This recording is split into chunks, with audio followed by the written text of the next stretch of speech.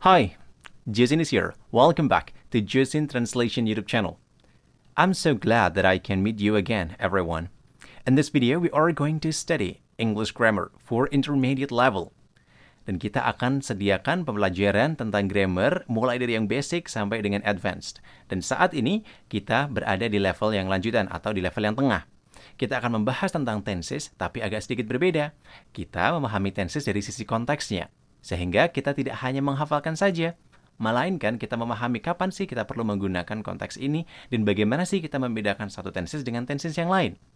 So, kita akan bahas di video ini perbedaan antara present continuous versus past continuous tense.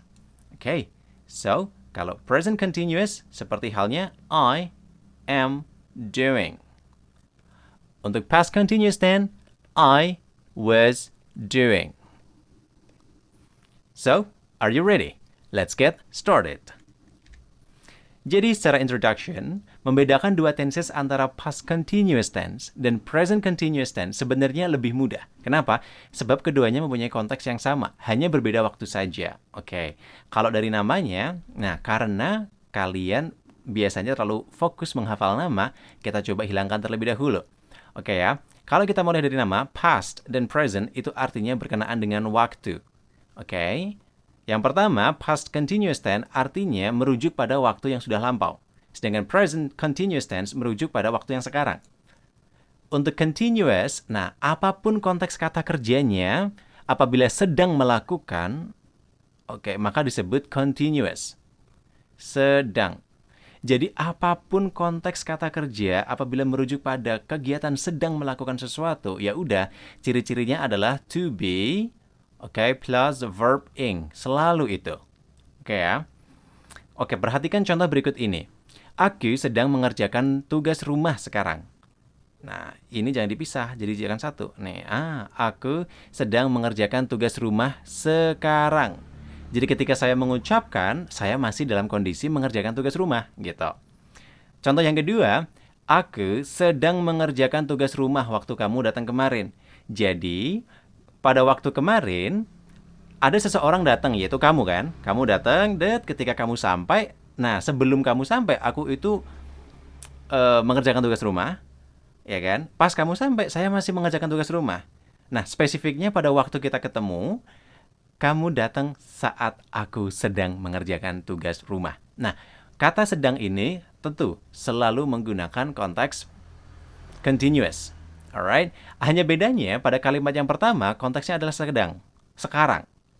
Sedangkan untuk kalimat yang kedua ini merujuk pada waktu yang lampau. Jadi waktu kamu datang kemarin. Jadi kita merujuk pada konteks waktu kemarin. Bagaimana cara penerjemahannya? Maka contohnya adalah di sini. Aku sedang mengerjakan tugas rumah sekarang. I am doing chores now. Sekarang. Kemudian I was doing chores when you came over yesterday. Coba perhatikan, dari kedua konteks ini sama saja, to be dan verb ing. Bedanya hanya pada konteks waktunya. Yang pertama am menggunakan konteks sekarang, was menggunakan konteks yang lampau. Tapi dari frasa, ya sama, to be dan juga verb ing. Seperti itu. Dan perhatikan di sini, I am doing chores now. Kamu bisa ganti menjadi she is doing chores now, he is doing chores now, they are doing chores now. Boleh kamu pakai subjek yang lain. Tetapi kemudian menjadi penting apabila kita merujuk kepada konteks waktu yang lampau. I was doing chores when you came over yesterday. Nah, ini disebut sebagai adverbial clause. Ya, jadi ini sebagai adverbial clause, jadi adverb keterangan waktu yang berkenaan dengan klausa. Jadi kita perhatikan when you came over. Nah, biasanya adverbial clause ini untuk memberikan konteks dua kejadian, kita tetap pakai past tense juga gitu. Karena semuanya merujuk pada waktu yang lampau.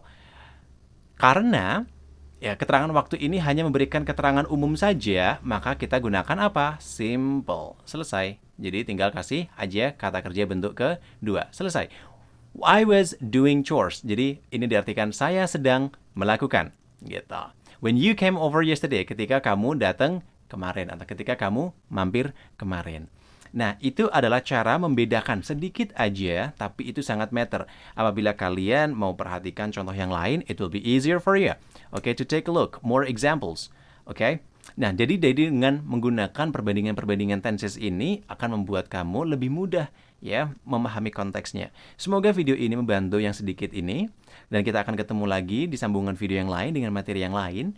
Apabila kalian ingin mengetahui berbagai macam konten bahasa Inggris untuk pelajar bahasa Indonesia, silakan aja kalian klik our website, okay, on www.josintranslation.com. Kita akan ketemu lagi di video yang lain, everyone. See ya, international and sociable people. Bye then. Dadah!